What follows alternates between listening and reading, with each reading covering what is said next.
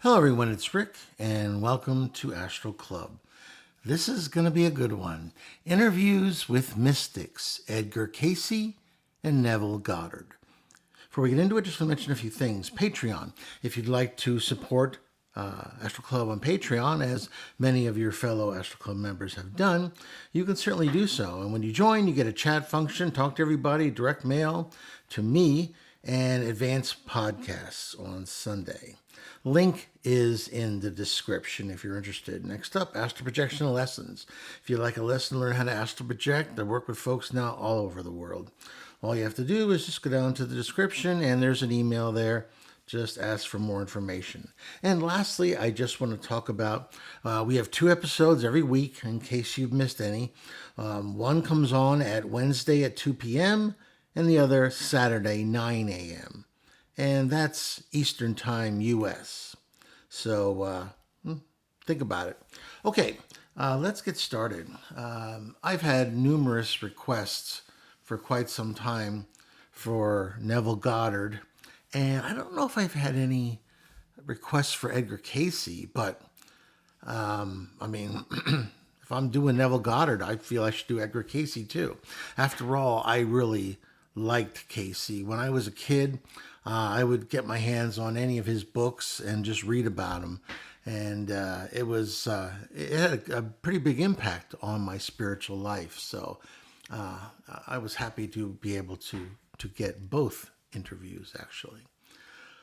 Okay, I willed myself to Edgar Cayce, and I found him in a very comfortable looking type men's lounge, I guess you could say, with books, and it looked very nice.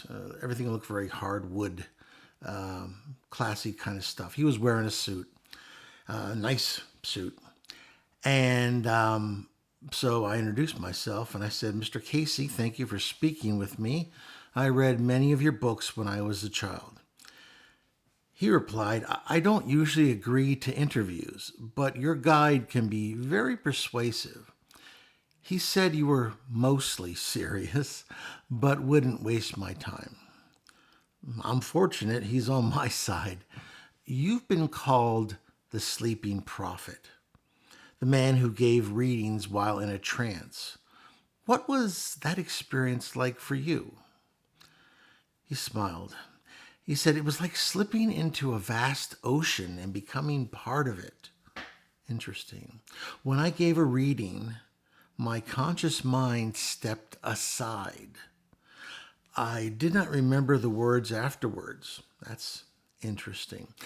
But I trusted the source from which they came, what I called the Akashic records, or the Book of Life. So obviously it wasn't his ego obtaining this information.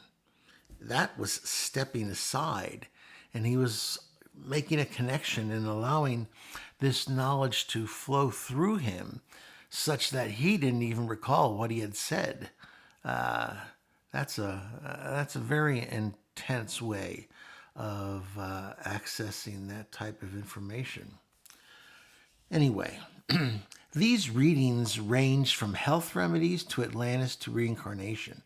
Do you ever question the origin of what came through? At first, yes.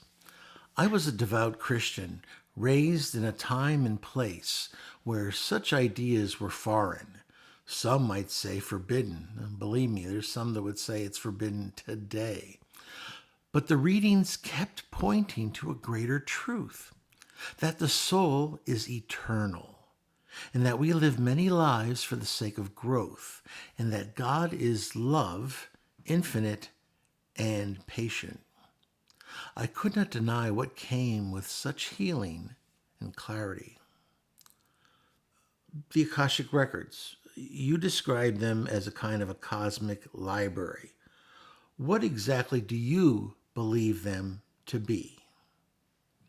They are a field of energy, a spiritual memory that records every thought, deed, and intention. Not just what we do, but why we do it. These records are not physical, but they are real, accessible to the soul beyond the veil of time. In trance, I could read them like pages. That's a interesting talent. I've only been able to do that in the astral. He found a way to do it while he was still in his physical body.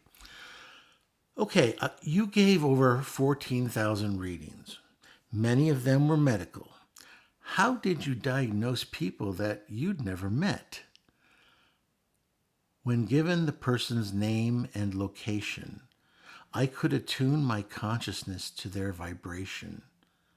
I would locate them, often by their soul essence, and describe the state of their body as if looking into it. The remedies came not from me, but from a source that understands the body as a spiritual instrument, not just flesh. Some of your readings describe previous lives in ancient Egypt, Atlantis, even among the Essenes. Do you believe reincarnation is universal? Reincarnation is a tool of learning. It is not punishment. It is mercy. We come back not to suffer, but to grow, to balance what we have disturbed, and to express the divine image more clearly.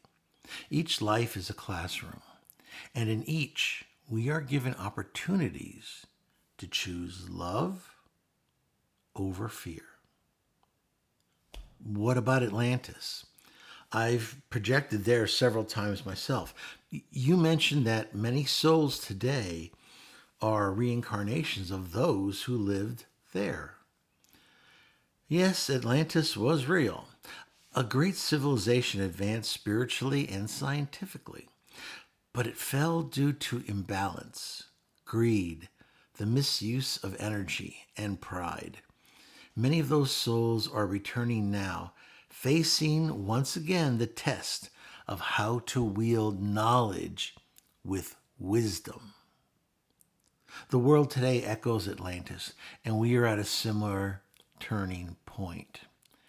I always think it's important to remember that intelligence and wisdom are not the same things.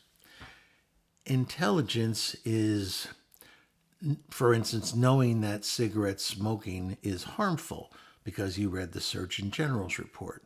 Wisdom is stopping smoking. Anyway. Okay, some people dismissed your work as pseudoscience or religious heresy. How did you handle that? With humility. I was just a man. I did not seek fame. I simply tried to help, to be a channel for healing. If what I said helped even one soul awaken to the reality of God within them, then it was worth it. Truth, you see, is not dependent on belief.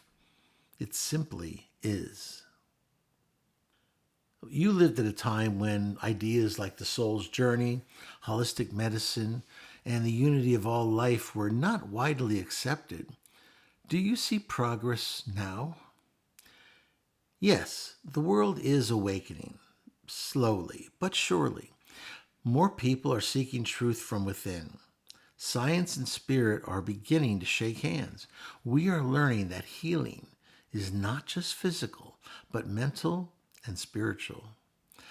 That thought affects your health. That prayer has power. And more importantly, that we are all one. If you could give one message to the world today, what would it be? Know thyself, to be one with thy God.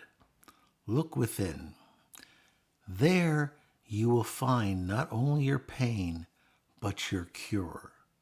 Remember that love is the only law. The soul is never lost. Even in your darkest hour, you are being guided. Do you still give readings to the spirit world? He laughed a little bit. No need. Here truth is freely known. The veil has lifted. But I do visit those who call sincerely, sometimes in dreams, sometimes in intuition. I am not gone. I am part of the river that leads all souls home. And with that, he closed his astral eyes, and I took it as the hint to that the interview was over.